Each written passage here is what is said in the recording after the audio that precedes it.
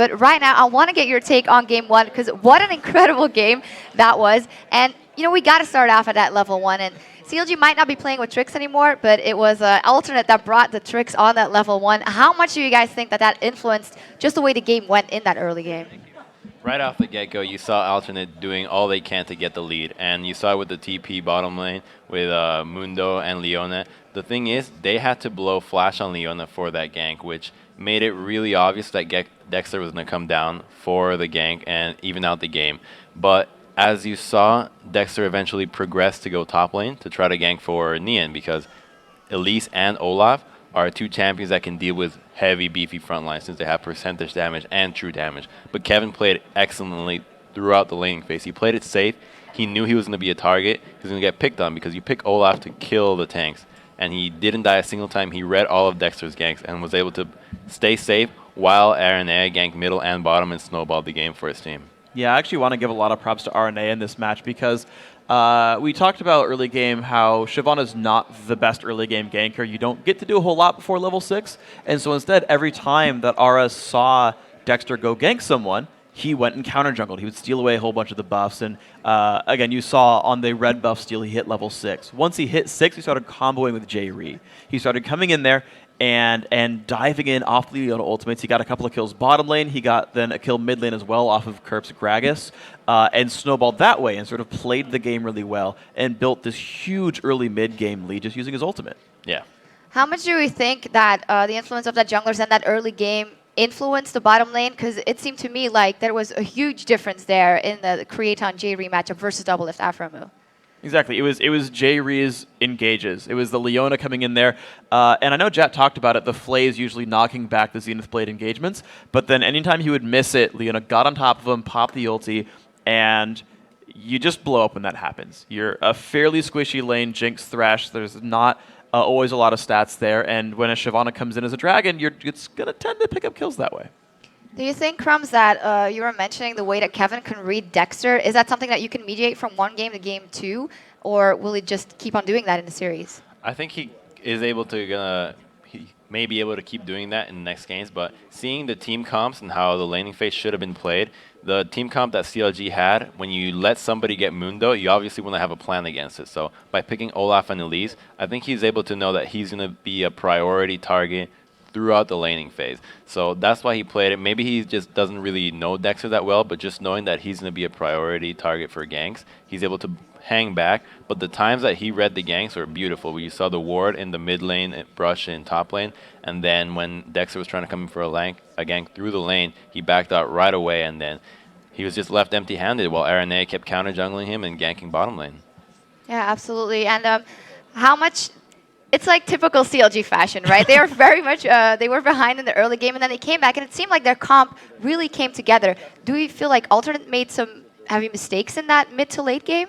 There were a couple that were a little bit suspect. I think anytime they ended up actually getting caught out, thing is CLG doesn't have any real engage tools. They have to try to land a Cocoon or land a Thresh Hook, or like hope that they can use the Ascension active and catch up to people. So anytime someone got picked on by Alternate, that's them being out of position. We saw that a couple times with Kerp getting caught out. We saw that any time that CLG actually got some ground was, I think, kind of a mistake getting caught out there by Alternate, and that eventually snowballed into CLG actually getting a Baron off of that, off of a really, really silly sort of overextended engage. CLG picks up some kills, picks up Baron, and then Alternate does more silly things, and they teleport in to try to take the Baron back after it goes down in a 3v5, and they die some more. And yeah, thrown out. There were a little bit of silly moves there by Alternate. I think the rest of the sieges went pretty much optimally. They slowly poked the turrets down, used their gigantic health regen pools to just whittle down on structures and finally get some way in. Yeah, and then at the end, they, of course, got the positional advantage over CLG. Well, they could just rush into the base.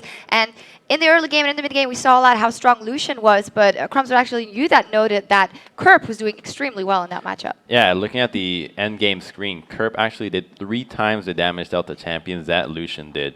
And his barrels were what made it possible for Alternate to actually push down turrets, because they only have 1 range and 4 melee champions, which are not going to be the best in terms of pushing towers. So what they need to push turrets is going to be poke down CLG or spread them out so they can get some chipping into the tower. and his ultimates and barrels were hitting Dexter and Nian all around. And you saw in some of his pushes, just ulti the wave. Don't even go for an engage. Just ulti them away, do damage. That's going to be able to put CLG's health bars low enough that they can just face tank the turrets, get the turret, get the inhibitor, and then eventually get objectives. But he was just so farmed and so fed that you saw late game, he two-shot both Elise and Italy and was able to win the game. But even if that didn't happen, all he needed to do was throw an ultimate out, and they would have been able to push down the turret. So we saw good play from both teams, but also a lot of mistakes, if I can say that fairly, and in a first game that they've played in a long time. That is to be expected, of course. What do we think will happen here in the next game? Will Europe close it out, or CLG coming back?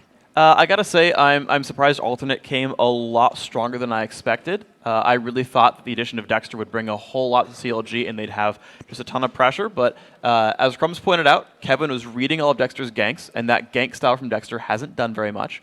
I think Alternate's play calling, I think, largely has been better. I think they've done some really smart things, especially that ending base trade where they said, we have positioning, we can dive up mid, just use Gragas for disengage, we can just hit buildings and win the game. Plays like that are really, really smart. And things like that, I think, makes me feel a lot better about Alternate here. Crumbzz? I also think that you got to look at the dynamic of how this series is going to go. It's going to be different from any other game because 3 games is going to be played for Alternate on blue, CLG on purple. So picks and bans are going to have a completely new dimension because oftentimes you see people try to change their picks and bans and see, okay, now we want to get these champions since we're first pick. But now that they're purple the entire time, we may be able to just see the exact same combos. Maybe CLG feels confident. You know what? We just misplayed it. We're not going to fall for the same things again. We're going to play the same thing out. You can play your game again. And we just think we're going to play better this next game. And we could even see the same combos 3 games in a row. Yeah, it'll be very interesting to see how everything plays out. But now we're going to check out our favorite answer to the first Twitter question of the day. Of course, earlier we asked, which Battle of the Atlantic lane matchup are you most excited to see and why? And here's what you had to say. The first answer is from @lolcanoe. He says, I'm eager to watch Dexter face off against Aranea. They both are very strong junglers with the capacity to make game-changing decisions, and we saw that perfectly in Game 1. Absolutely. We know both of these junglers are good enough that they can get ganks basically anywhere they go. We saw Dexter ganking bottom lane multiple times. We saw Aranea gank mid, gank bottom, and is able to turn kills. Dexter made some plays and able to get the first dragon for CLG, actually. And outside of the laning phase is really where the game was determined. And that's just where champion picks comes along. But even Dexter, even though he fell behind, he was able to pull off plays with cocoons. We saw in the top tower, one of the things that snowballed CLG's Baron was a cocoon on Gragas. And he's still able to maintain himself relevant into the game. And these 2 players are basically the ones that are able to determine the early game for each of their teams. And that's what we're going to see in the next couple of games as well. All right, now the second tweet is from @Malblood. He says, I am most excited to see Hai versus Xpeke. If Hai can hold his own, I think Cloud9 will win. I think that's actually the key to the Cloud9 strategy right now is basically Hai's champion pool. Thinking back to the last time these 2 teams met was at Worlds, and basically Hai got banned out. He had a really short champion pool, and it really hurt his team. I think if Hai's used the offseason to gain a couple more champions, and he doesn't get banned out and gets to bring a lot to help his team, I think that helps Cloud9 a ton. Of course, see that matchup play out on Sunday. And then the last tweet is from @Oriana is mine. ManCloud versus Alex Each. We haven't seen this matchup before, and both mids are phenomenal. I actually really agree. I like watching ManCloud. He really stepped it up throughout 2013 and became one of the premier mid laners in North America. Alex Itch, of course, has been a premier mid laner for like ever. So, of course, these are 2 of the best players in their role. And honestly, XDG's been dark for a while, whereas we just saw Gambit crush a bunch of faces recently. So I want to see how these teams stack up. Yeah, we'll see that matchup tomorrow, of course. Now, those were some great answers, but we want more. So keep hitting us up on Twitter. We're @LOL Esports. And remember to use the hashtag LCS. And now let's send it back over.